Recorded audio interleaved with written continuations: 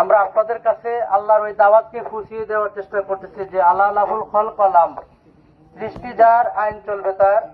আমরা যেহেতু সবাই মুসলিম পরিবারের সন্তান, এই জন্য মুসলমান হিসাবে আমরা এই দেশে কত মানুষের শাসন দেখেছি, কেউই আমাদেরকে শান্তি দিতে পারে নাই। আগামী দিনে সেই শান্তির মূল যে বার্তা আল পবিত্র কোরআনুল কারীম, আমরা এই কোরআনটাকে রাষ্ট্রের সর্বোচ্চ মহলে আমরা কোরআনী আইন চালু করতে চাই।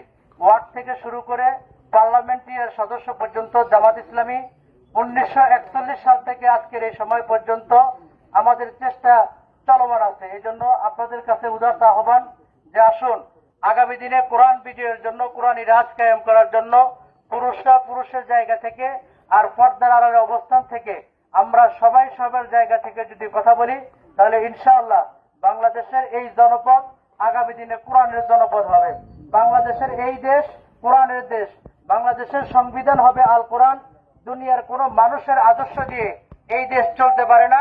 আমরা চাই আসুন আপনিও আমাদের এই কাতারে শরীক হয়ে জামাত ইসলামের কাতারে ঐক্যবদ্ধ হয়ে আল্লাহর কোরআনকে বিজয় করার জন্য কোরআন পড়ব, কোরআন বুঝবো, কোরআন অধ্যয়ন করব।